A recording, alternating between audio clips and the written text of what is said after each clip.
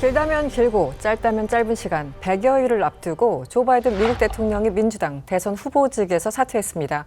역대급 재미없던 대선 레이스가 이제는 한 번도 경험하지 못한 선거로 그 판이 바뀌는 분위기입니다.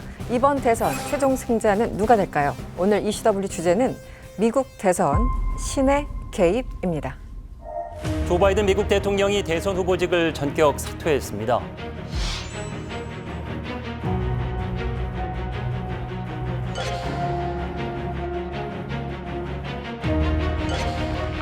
I stand before you today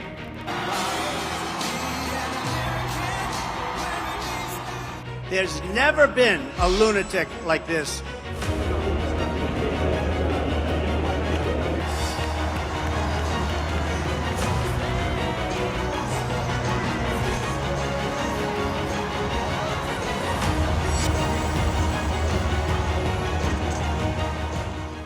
바이든 사퇴 소식을 처음 들었을 때 저는 개인적으로 정말 놀랐습니다. 왜냐? 알파고의 예언이 우연인지 아니면 정말 찍은 거 아니에요? 필연인지 적중했거든요. 그래서 그때 제가 살짝 비웃었는데 반성을 하면서 오늘 여기 계신 분들에게 다시 한번 그 영상을 보여드릴까 합니다. 예언 하나 던질까요? 예언, 오 좋아요 이런 거. 이번 미국 대선에 민주당의 후보는 과연 조 바이든일까요? 갑자기 바이든이 병원에 실려가면 누가 대통령 됩니까? 카말라 해리스. 네, 해리스. 네. 네, 뭔가 반성할 기회를 드릴게요. 네. 아니 이걸 편집하지 마시고요. 우리는 편집 안 해요. 이 방송이 이제 뭐 1년 넘게 가기를 바라고 미국 대선 끝나고 난 다음에 그때 다들 얼굴은 빨개집니다. 아 그래요? 제 말이 나오면 그 자리 저한테 주실 겁니까? 알파고 씨. 네. 우리는 뭘 준비해야 될까요? 우리 모든 거 준비해야 돼요. 모든 거를. 트럼프도 바이든도 카말라 해리스도. 네. 끝까지 믿는 겁니까? 지금 아 해리스를? 물론이죠. 알겠습니다. 근데 진짜 알파고 저 예언 대단한데요? 대단한데요. 지금 다시 보니까. 그래서 누가 되는 건데? 더 대단한 것 같아요. 한 번만 더 예언해주면 그래서 누가 이기는 정말 저 예언 아니에요. 저는 그 과학적인 글을 하기 근거를 가지고. 전에는 네. 가끔씩 아랍 언론에서 들었던 얘기들이었는데 다음에 슬라브 쪽 언론들에서도 사설에서 몇 개 보니까 완전히 동떨어진 두 개의 지역인데 자꾸 겹치니까 바이든이 병원에 실려갈 거고 좀 명예스럽게 사퇴할 수 있는 환경이 이제 그릴 거고 이제 그 대신 카말라 해리스는 나올 거다. 사실 저는 예언 아니었고 지지의 능력이긴 한데 네. 예언하는 또 하나 있었어요. 또 다른 사람 있었어요? 심슨. 심슨. 네, 자 보세요. 저 밈으로 엄청 돌더라고요. 맞아요. 근데 심슨에서 맞춘 거 이것뿐만 아니고 트럼프가 당선됐을 때도 트럼프 연설을 예전에 이렇게 그대로 실은 적도 있었어요. 이 TV 토론회가 이렇게 어마어마한 결과를 불러올 줄 누가 알았겠습니까? 그게 6월 말이었는데요. 그동안 뭐 한 달 정도 지났죠. 한 달도 안 됐어요. 대체 무슨 일이 있었는지 간단하게 좀 정리해 주시죠. 말씀하신 것처럼 사실 그 TV 토론이 과거에도 결정적인 뭐 영향을 주곤 하긴 했지만 후보자를 사퇴할 만큼의 그런 일이 있었나 싶을 정도거든요. 첫 TV 토론 열린 것이 6월 27일이잖아요. 네. 그런데 이제 그 우리가 잘 알고 있는 것처럼 그 TV 토론 결과 그 바이든 대통령 입장에서는 정말 그 소위 폭망했다 싶을 정도로 그러다 보니까는 이 7월 2일이죠. 처음으로 민주당 내부에서 바이든 대통령을 향해서 후보직을 사퇴하라는 그런 압력이 나오기 시작을 했죠.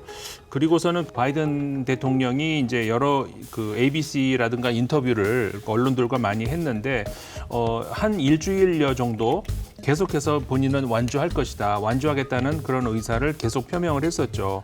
7월 13일이었죠. 트럼프 후보가 당시까지는 정식 공식 후보는 아니었지만은 네네. 어쨌든 이 펜실베니아 주에서 유세를 하다가 총격을 받았던 거, 그 사건이 발생했죠. 그렇게 되면서 이번 선거 끝났다. 이런 기운이 미국 대선 캠페인 전체를 점령을 했고 이렇게 되니까는 민주당 내부에서 더 이상의 그 승산이 없겠다. 그렇게 되면서 결국 오바마 대통령, 전 대통령 같은 경우에도 측근에게 이야기를 한 것이 전해진 건데 바이든 그 대통령 같은 경우 후보직을 계속 유지하는 것이 문제가 있다. 이런 말을 했다는 사실이 7월 18일 날 언론을 통해서 알려지기 시작한 것이고요. 그리고 그러는 사이에 트럼프 전 대통령은 공식 후보가 18일이었죠. 네. 됐고 이러는 과정에서 이제 문제의 주말, 그 주말을 거치면서 7월 21일 날 대선 후보직 사퇴를 발표를 한 것이죠. 네. 참 어마어마한 일이 있었어요. 네. 한 3주 정도 사이에. 지난 24일 백악관에서 바이든 대통령이 기자회견을 했습니다. 잠시 영상 보고 오겠습니다. I revere this office, but I love my country more. It's been the honor of my life to serve as your president. But in the defense of democracy, which is at stake, I think it's more important than any title. Over the next 6 months, I'll be focused on doing my job as president. That means I'll continue to lower costs for hardworking families, grow our economy. I'll keep defending our personal freedoms and our civil rights, from the right to vote to the right to choose. The American people will choose the course of America's future. I made my choice. I've made my views known. I would like to thank our great Vice President Kamala Harris. 네, 민 교수님, 이번에 사퇴 결심에 뭐 여러 가지 원인이 있을 거예요. 뭐 민주당 뭐 상원 의원들 30여 명이 사퇴를 공개적으로 촉구한다던가 여러 가지 분기점이 있었을 텐데 생각하시기에 가장 큰 압력, 압박 요인은 무엇이었을까요? 근본적으로는 평생을 함께했다고 생각하는 정치적 동지들이 네네. 등을 돌린 것이 바이든 대통령을 굉장히 어렵게 한 자존심에 상당한 상처를 주고 결국은 아름다운 퇴정을 하기 위해서 결단을 내릴 수밖에 없는 만든 그런 요인이 아닌가 생각을 하고 있습니다. 네. 어쨌든 바이든 대통령이 2020년에 출마 선언을 하고 백악관에 들어갔을 때 재선에 도전하지 않는다는 걸 분명히 했어요. 자기는 전환기 대통령으로서 미국의 미래를 위해서 트럼프의 재선을 막고 미국의 보다 나은 미래를 위해 헌신하겠다. 이러한 포부를 밝히고 들어갔는데 네. 바이든 행정부 때 생각해 보시면 생각보다 잘했어요. 코로나19를 통제하는 것도 잘했고 코로나19가 불러온 공급망 교란으로부터 미국 경제가 인플레이션으로 고통받는 부분도 체계적으로 잘 관리를 했고 그래서 이제 인플레이션이 9%가 넘어가던 것이 이제 3%대로 떨어졌잖아요. 네. 나름대로 그 입법 성과도 내고 조금 성과를 내고 있는 상황이었어요. 그러한 결과로 2020년 중간선거에서 민주당이 예상을 깨고 선전을 했습니다. 네. 그래서 대통령을 둘러싼 많은 정치적 잡음들이 쑥 들어가게 된 계기가 됐고 특히 트럼프 전 대통령이 재선에 도전한다는 얘기 듣고 트럼프를 이길 사람은 바이든밖에 없다. 이런 부분에서 강한 어떤 그 의지를 가지셨던 것 같은데 6월 말에 개최된 1차 TV 토론회에서 이제 참패하는 모습을 보여주면서 이제 굉장히 사면초가에 몰리게 됐죠. 그래서 이제 그 의구심이 들었던 거예요. 이 한 번의 어떤 그 토론의 잘못 때문에 물러나라고 하는 건가? 이게 앞뒤가 안 맞는 거예요. 그래서 이제 그 나름대로 이제 가진 안테나를 동원해 가지고 이제 그 미국 민주당 쪽과 어떤 그 연관이 있는 미국 분한테 얘기를 좀 전해드릴 수가 있었는데. 바이든 대통령에 대한 건강, 인지력 논란은 민주당 내에 오래전부터 있어 왔다는 거예요. 네. 그래서 이제 중간선거 이후부터 이제 그 바이든 대통령이 예전 같지 않다. 과연 재선 도전할 수 있을 것이냐. 또 출마 의지는 측근들을 중심으로 해서 계속 했고 출마 선언을 하셨기 때문에 이제 그 부분을 공식화하지 못했다는 거죠. 왜냐하면 경선 기간 동안에 만약에 이러한 인지력 논란이라든지 건강 논란을 통해 가지고 바이든 대통령의 재선 도전을 막는다면 어떤 문제가 생길 수 있냐면 남은 임기 동안 민주당 정권의 통치가 굉장히 어려워진다라는 현실적인 문제가 있는 거죠. 네. 그러니까 수정헌법 25조를 발동해서 내각이 결정을 해서 이제 그 부통령으로 승계시켜야 된다. 이런 주장이 나오면서 미국이 혼란에 빠질 수 있고 민주당 정부의 어떤 정권 재창출 이게 어려워질 수 있기 때문에 참았다는 거예요. 그래서 최소한 전당대회까지는 가야 된다. 8월까지는 가야 된다. 이러한 그런 묵시적인 동의가 있었다는 겁니다. 그러다가 이번에 그 1차 토론회를 통해 가지고 그러한 인지력 논란, 건강 논란이 다시 불거지니까 이제는 더 이상 참기 어렵다. 이래서 폭발돼 나오는 그러한 모습을 보인 거죠. 그래서 정말 깜짝 놀랐는데 그 얘기를 듣고 나니까 어느 정도 이제 앞뒤가 어떤 좀 맞춰지는. 네. 근데 사실은 바이든이 오바마 때 부통령이 된 것도 신선하다면 신선하고 놀랐다면 놀라운 일일 수 있는 거였고 그때 뭐 오바마의 여러 가지 측면을 보완하는 인물로서. 근데 바이든은 미국 정치에서 항상 존재감이 굉장히 컸던 사람이기는 해요. 그런데 문제는 그 사람이 대통령이나 부통령이 될 사람 으로 거론된다기보다 항상 당의 당론을 따른다기보다는 그래도 자기 할 말은 하고 좋게 말하면 그다음에 또 나쁘게 보는 쪽에서는 매버릭이라 그러죠. 이렇게 네. 낙인 찍지 않은 송아지처럼 좀 돌출적이기도 하고 그다음에 말 실수도 바이든은 사실은 굉장히 많이 잦은 편이었죠. 많이 했던 사람이고 그래서 어떤 그런 상원의원을 그렇게 오래 하고 이제 외교 안보 굉장히 잘하는 사람이고 했지만은 이 사람이 부통령 할 때도 아 바이든을 부통령으로 골랐구나 이거는 어떻게 보면은 좋다면 좋은 수고 참 의외라면 의외다라는 생각을 했었고 대통령에 나오는 것도 사실은 민주당이 세대 교체에도 실패하고 힐러리 클린턴이 한번 나왔다가 또 바이든이 나오고 이렇게 된 거여서 그럴 때는 그러면 더 젊은 부통령 후보 부통령이 그러면 그 다음을 그 유권자들이 그릴 수 있게 해줘야 돼요. 그래서 이제 고른 것이 카멀라 해리스였는데 네. 사실 해리스가 그때는 신선하긴 했는데 역시 선출직 경험도 굉장히 적고 그러니까 바이든을 다양성 측면에서는 보완할 수 있을지 모르겠지만 여러 가지 면에서 선풍을 일으키기에는 참 역부족이다. 어떻게 보면 해리스가 그 다음에 존재감을 확 각인을 시켰더라면 바이든이 재선 도전할 일이 없었을 거예요. 처음부터 그런 구도를 바이든이 생각을 했기 때문에 뭐 재선의 뜻이 없다라는 식의 이제 그런 뉘앙스를 보이기도 했고 이미 출마 자체를 하지 말았어야 됐던 게 아닌가 처음부터. 좀 네. 그런 생각이 들어요. 바이든 대통령이 해리스 부통령을 지지한다라는 메시지를 분명하게 남겼죠. 그 이후에 엄청난 일이 벌어졌습니다. 하루 사이에 1,120억 원이 넘는 엄청난 후원금이 들어왔죠. 지금 뭔가 민주당 내에서 이렇게 분위기가 확 반전되고 있습니까? 어떻습니까? 그렇습니다. 민주당 지지층 그리고 민주당 관계자들은 이 7월이 그 공화당 특히 트럼프의 시간으로 도배되는데 굉장히 어떤 두려움을 느꼈을 거예요. 최근에 그 트럼프 대통령의 총기 피켓 사건 때문에 어쨌든 트럼프 전 대통령이 정치적으로 또 굉장히 많은 이득을 보게 됐고 거기에 이어서 공화당 전당대회가 개최되면서 거의 트럼프 전 대통령이 대관식이다. 이런 평가가 나오면서 어쨌든 트럼프 전 대통령 입장에서는 사법 리스크를 거의 벗어던지면서 불사조 이미지, 뭐 신이 내린 사람이 막 이러한 그 굉장히 극단적인 막 그런 칭송의 메시지가 나오지 않았습니까? 네, 그런 메시지를 보면서 굉장히 불편했을 거예요. 그리고 큰 손이든 어떤 그 소외 기부자든 바이든에게는 기부하지 않겠다라는 그런 강력한 의사 표지를 통해서 사퇴를 압박했잖아요. 그래서 그런 부분에 대해서 이제 사퇴를 했기 때문에 이제 그 다시 그런 압박을 풀고 전폭적인 지지를 통해 가지고 민주당의 결집을 도모하는 것이라 생각합니다. 네. 알파 기자님, 그 헬스에 대해서 조금 더 얘기를 해보죠. 사실 좀 생소한 인물이기도 하고 네. 그동안 뭐 많이 알려진 건 없어요. 최소한 국내에만 하더라도. 어떤 인물인가요?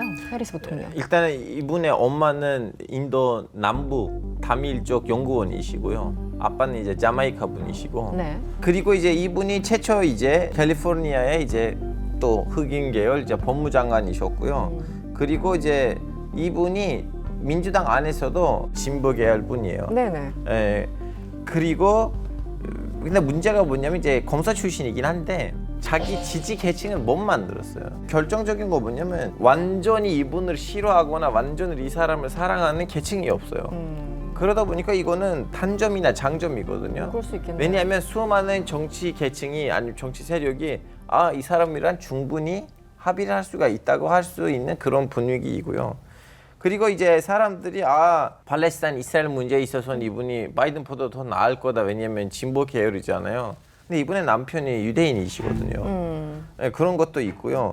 그래서 솔직히 말하자면 그 미국의 그 정치 제도가 흘러가는 데 있어서는 예상치 않는 돌발 행동들을 하지 않을 사람 누구냐고 물어보시면 해리스예요.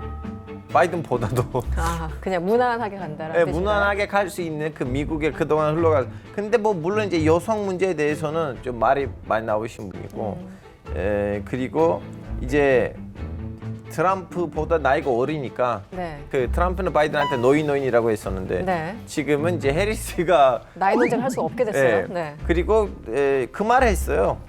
해리스가 미국 시민이 선택해야 돼요. 검사냐 재수인이냐.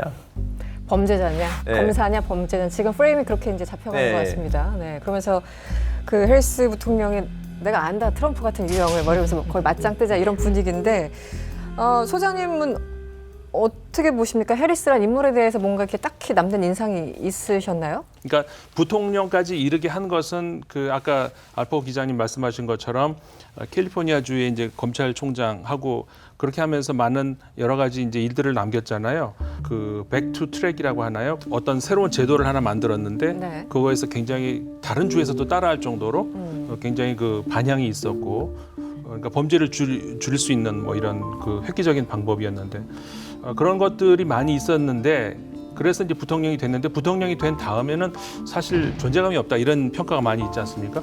근데 사실 미국 부통령이라는 자리가 네. 그렇게 뭘 할 수 있는 여지가 없다면 굉장히 없는 그 정도로 미국 부통령은 존재감이 없다 이제 이런 것인데 그 해리스 그 부통령도 재임 기간 동안에 이민자 문제라든가 네. 무슨 뭐 투표권 보호 문제라든가 이런 걸 하려고는 했는데 이런 것들이 전부 할 때마다 이제 그 의회에서 공화당한테 전부 막혔었죠. 네. 그렇기 때문에 존재감이 없다라는 것을 본인의 능력 문제로 봐야 되느냐 그건 좀 아닐 수 있다는 것이죠. 그 직이 주는 그냥 그런 그렇죠. 이미지일 수 있으니까 네. 어쨌든 해리스에 대해서 조금 본격적으로 좀 해부해 봐야 될 시기이기도 하다. 뭐 그렇죠. 이런 지금까지 말씀이시네요. 너무 안 알려졌다는 것이죠. 그나저나 뭐 말 나온 김에 구정 기자님, 해리스 부통령이 그동안 이제 정책에 대해서 언급한 적이 있었잖아요. 특히 뭐 인권, 민주주의 이런 쪽에 대해서 얘기를 한 것 같은데 어떤 내용들이 좀 있었습니까? 그 이스라엘 하마스 전쟁 관련해서 어떻게 할 거냐 이런 얘기들 나왔는데 바이든보다는 팔레스타인에 좀 더 동정적이다 뭐 이런 얘기도 있긴 했어요. 네네. 이제 그게 3월 달에 이제 해리스 부통령이 뭐 팔레스타인 지금 가자지구 상황이 인도적인 재앙이다 이 얘기를 한 거 바이든보다는 약간 더 그 팔레스타인에 조금은 더 사정을 생각해준 쪽으로 조금이라도 옮겨가지 않을까라는 그런 예상이 있는 거고요. 네.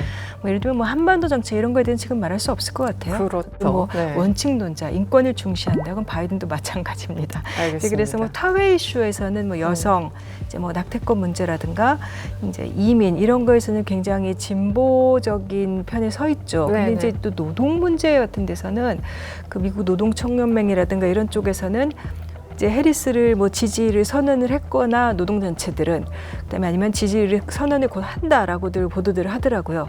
실제로 그러면은 그 이른바 트럼프를 지지했던 백인 노동자들 그쪽 노동자들 그들까지 끌고 올 수 있을 건가. 음. 근데 그런 부분에서 어떤 좀 설득 그런 것들은 좀 필요할 것 같아요. 네, 아직 좀 알아야 될 것들이 많습니다. 네. 정책적으로는. 교수님, 일단 트럼프랑 해리스가 붙는 모양새인데요. 공화당 혹은 트럼프 쪽 반응은 어떻습니까? 트럼프 캠프에서는 이번 선거 캠페인의 프레임을 바이든 행정부의 실정에 초점을 맞춘 거예요. 그래서 경제 문제도 인플레이션이라든지 물가 그걸로 해서 유권자들이 많은 고통을 겪고 있고 특히 그다음에 이민과 남북 국경 문제에서도 그러니까 바이든 행정부 오픈 보더 그러니까 국경 확장 늘어가지고 불법 이민자들이 아무런 제약 없이 너무 많이 들어가지고 미국의 유권자들이 힘들어졌다. 네. 그리고 대외 정책에 있어서도 너무 못하고 있기 때문에 그래서 이제 그 전쟁에까지 치달았다. 그런 부분을 비난하고 있기 때문에 네. 이런 프레임을 계속 이어갈 것 같아요. 왜냐하면 해리스 후보가 어쨌든 바이든 행정부의 2인자 아니었습니까? 그렇죠. 그렇기 때문에 그러한 바이든 행정부의 실정에 행정 강조하는 프레임에다가 해리스 후보를 집어넣어서 이제 연속성상에서 이제 해리스 후보를 깎아내리고 그 대안으로서 트럼프 행정부가 지난 4년 동안 잘했던 법을 강조하면서 미국 우선주의의 어떤 독보적인 네. 뭐 강점을 홍보하는 이러한 전략을 유지해 나갈 걸로 보입니다. As borders are, Kamala threw open our borders and allowed 20 million illegal aliens to stampede into our country from all over the world. Kamala, you're fired. Get out of here. You're fired. 기대만큼 돌풍이 일어날지 아닐지는 모르겠지만 어쨌든 모멘텀은 저는 좀 만들어진 것 같아요. 네. 무언가 이 늙고 병든 바이든과 이 트럼프 기세등등한 트럼프 피 흘리는 이 구도를 바꿀 만한 모멘텀은 만들어져 있는 것 같고 이제 뭐 빌 클린턴 전 대통령도 그렇고 이제 당내 온건파 진보파들이 일제히 일단 이 바이든 사퇴 직후에 해리스 지지 선언을 하긴 했어요. 네. 이제 거기서 좀 빠진 사람들이 이제 민주당의 그 상하원 원내대표라든가 그다음에 오바마 전 대통령 오바마 전 사람들은 대통령이 좀 침묵이 길어서. 즉시 뭐 이제 지지 선언을 하지는 않았는데 사실 오바마는 할 수가 없죠. 바이든이 자기랑 같이 부통령했던 사람인데 지금 바이든이 그래서 아우 잘 물러났어 막 이렇게 하게 되면은 그리고 민주당이 지금 정권이 뭐가 돼요. 그래서 아마 그런 면에서 바이든을 못난이로 만드는 것은 결국 민주당이 대선에서 좋지 않다라는 판단도 있었을 거고 또 미국 언론들 보면은 오바마가 신중한 태도 보이는 게 오바마와 해리스는 어떤 면에서 정체성이 굉장히 많이 공통점이 많아요. 네. 이제 마이너리티라는 것도 그렇고 이제 법률가, 엘리트 출신인 거 이런 것도 있고 그다음에 정치 경력이 짧은 상황에서 어떻게 보면 이렇게 돌풍으로 올라왔던 것도 그렇고. 그래서 잘못하면 이제 엘리트 후보 이미지를 네. 또 이제 해리스가 굳힐까 봐 이것도 좀 걱정하는 측면이 있다. 뭐 이런 얘기도 나오고요. 네. 그나저나 소장님, 그 이번 대선 구도 이게 사실은 유럽, 뭐 나토 차원에서도 굉장히 관심 가는 이슈고 중국도 막 누가 되나 걱정일 테고 외신에서는 어떻게 다루고 있습니까? 흘러가는 방향을 봤을 때 트럼프 전 대통령이 다시 될 가능성이 크다. 그럼 한번 경험을 해봤잖아요. 그랬을 때 자신들이 앞으로 겪을 일이. 그런 일들이 보이기 때문에 네. 걱정을 많이 하고 이제 대비를 해야 된다라는 그런 쪽으로 흘러가다가 민주당 후보가 바뀐다 그러면은 민주당이 다시 될 가능성이 크고 그거는 무슨 얘기냐면은 꼭 유럽 연합이라든가 유럽 연합을 포함한 유럽 입장에서 보자면은 어떤 이념 성향의 대통령 어느 쪽이 됐냐 문제가 아니고 네네. 지금까지의 그 유럽과 미국과의 관계 이거를 어떤 정당이 어떤 정권이 잘 그대로 이제 유지를 할 수 있을 것인가 그 차원에서 보자면은 민주당 정권이 안정적이라는 것이죠. 물론 공화당에서 다른 후보가 나오면 또 달라지지만 트럼프 전 대통령이 된다는 전제에서는 유럽과의 관계가 또 흔들거릴 그럴 위험이 크기 때문에 유럽 쪽에서는 다행스러운 일이라는 그런 뉘앙스가 많이 풍기는 그런 그 기사들이 많이 나오고요. 네. 다만 그 중국과 러시아 이쪽에서 좀 더 신중한 입장들이 더 유럽보다는 더 많이 보여지는 것 같아요. 네. 민 교수님 마지막으로 이 이제 힐러리 같은 경우는 어쨌든 여성으로서 처음으로 대통령 이제 도전을 했다가 200만 표 이상 앞서갔지만 결국은 마지막 선거인단 수에서 밀려서 이번에 해리스는 이제 마이너리티고 뭐 여성이고 여러 가지 이게 좋을 수도 있고 안 좋을 수도 있습니다. 이번 선거 어떻게 좀 전망을 해주시면 어떻습니까? 물론 이제 11월까지 진행될 캠페인을 좀 지켜봐야 되겠습니다만 네. 지금까지 상황을 본다면 네. 트럼프는 이미 그 공화당을 결집하는데 거의 성공한 것 같고요. 이제 남은 거는 해리스 후보가 얼마만큼 민주당 지지층을 결집하는데 성공할 수 있을 것이냐 이 부분이 있을 거고 더 나아가서 이제 그 무당파 중도층 이 분들의 표심을 얼마만큼 끌어올 수 있을 것이냐 이 부분에서 이제 해리스 후보의 인구 통계학적인 특성이 이제 우려도 되고 기대도 되는 부분이 있는 겁니다. 네. 그래서 비백인 여성이기 때문에 흑인이라든지 여성 교육을 많이 받은 그 교회에 사는 분들의 표를 끌어오는데 유리하지 않겠느냐 이런 시각이 있는 반면에 어떤 그 백인 남성, 백인 주류의 표를 끌어오는데 한계가 있는 거 아니냐. 왜냐하면 오바마 8년을 겪으면서 미국 주류, 백인 주류들이 가졌던 그런 우려와 실망감, 어떻게 보면 분노가 있거든요. 너무 진보적인 정책을 펴면서 자신들이 소외된 것 같은, 기득권적인 백인들이 소외된 것 같은 이러한 느낌을 가졌고 그것이 2016년에 트럼프, 백인 우월주의를 강력하게 주장한 트럼프의 당선에 도움을 준 측면이 있기 때문에 네. 이러한 미국이 과연 8년 만에 다시 비백인, 그것도 여성을 미국 대통령으로 맞이할 준비가 되었느냐. 이 부분에서는 퀘스천 마크가 있습니다. 그래서 향후 전개될 여론조사는 민주당, 공화당 굉장히 딱 붙어서 엎치락뒤치락 하면서 박빙으로 남은 100일 동안 진행이 될 거라 생각하고 있습니다. 그렇기 때문에 선거가 끝날 때까지는 네. 9회말 투아웃 때까지 모르는 것처럼 네. 중도층의 성향을 많이 가진 분들, 그분들이 최후에 어떤 선택을 해줄까 이 부분이 이제 최종 결과를 결정하지 않을까 생각하고 있습니다. 네. 앞으로도 월드시사 W와 함께 미국 대선의 흥미진진한 레이스를 지켜보시기 바랍니다. 네, 오늘 함께해 주신 국립외교관 민정 교수님과는 여기서 인사드리겠습니다. 고맙습니다. 네.